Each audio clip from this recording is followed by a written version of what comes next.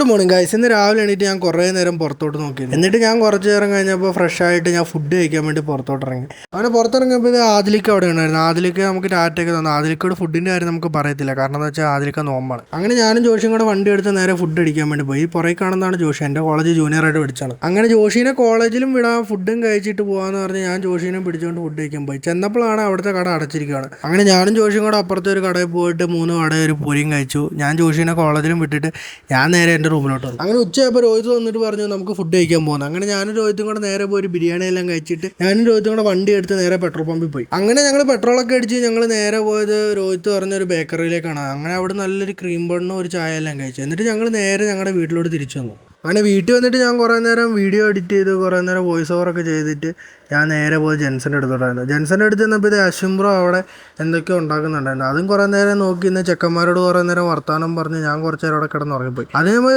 രോഹിത്ത് വിളിച്ചിട്ട് പറഞ്ഞു വാ നമുക്ക് വീട്ടിൽ പോകാമെന്ന് പറഞ്ഞിട്ട് ഞാൻ നേരെ വണ്ടി എടുത്ത് ഞങ്ങൾ രണ്ടുപേരും കൂടെ ഞങ്ങളുടെ വീട്ടിലോട്ട് വന്നു.